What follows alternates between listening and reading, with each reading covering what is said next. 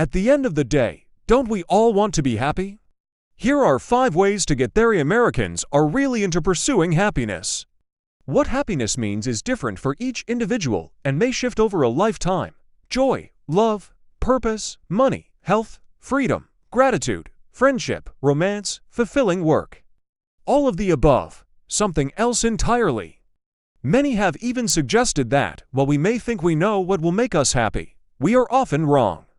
One man may have cracked the code for what makes a happy and healthier life, and he has the data to back him up.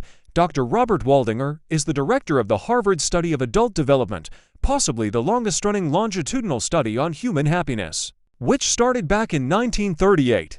The original study followed 2 groups of males, Harvard College students, and adolescents in Boston's inner city. It was expanded in recent decades to include women and people of more diverse backgrounds. Plenty of components are at play in the quest for a happier life, but the key comes down to one main factor: quality relationships. What we found was that the important thing was to stay actively connected to at least a few people, because we all need a sense of connection to somebody as we go through life. Waldinger told CNN chief medical correspondent Dr. Sanjay Gupta recently on his podcast Chasing Life. And the people who were connected to other people lived longer and stayed physically healthier than the people who were more isolated, he said. That was the surprise in our study, not that people were happier, but that they lived longer. Waldinger, who shares many of the study's lessons in the book he co-authored, The Good Life, Lessons from the World's Longest Scientific Study of Happiness, is a psychiatrist, a professor of psychiatry at Harvard Medical School, and a Zen priest. Why would having quality relationships help people live happier and longer lives? The best data that we have, and other studies have, has to do with stress and relief of stress, Waldinger said. If I have something upsetting happen today, I can literally feel my body rev up into fight or flight mode. That's not a problem, that's normal, the fight or flight response. But what we're meant to do is go back to equilibrium when the stress is removed. And if I can go home and complain to my wife or call up a friend, I can literally feel my body calm down.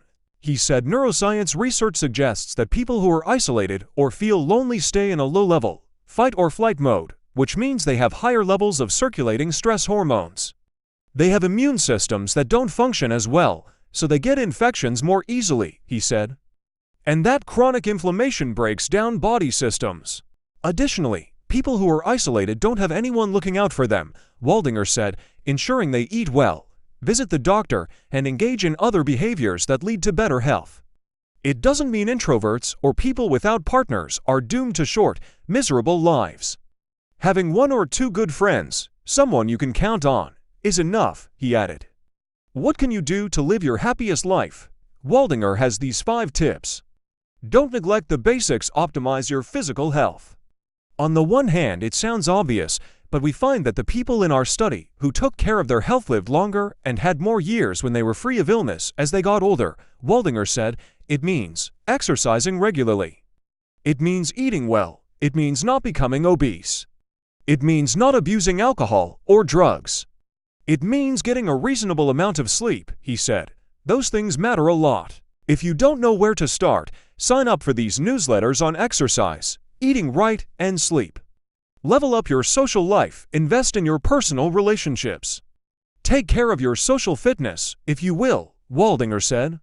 If you feel that you need more connection with people, be active in working on that. Improving your social fitness can be done in 2 different ways. The first is quantity. If you feel you don't have enough people in your life to whom you're connected, Waldinger said, you can take active steps to make more relationships, to bring more people in your life. Get involved in activities you enjoy alongside others. It could be volunteering for a community activity that you enjoy or care about. It could be joining a club. It could be being involved in a religious community, he said. If you go to the same group of people again and again, you're likely to strike up conversations around the thing that you all care about and that you're there to do. Doing so, he said, is an easy way to introduce new people into your life. Strengthen existing relationships. The second way to improve your social fitness is quality. What if I have enough people in my life, but I don't feel connected enough to them? I have let my friendships go, Waldinger said. What we find in our study is that people who take small actions, day to day, to stay in touch and to connect with people are the people who keep their relationships strong.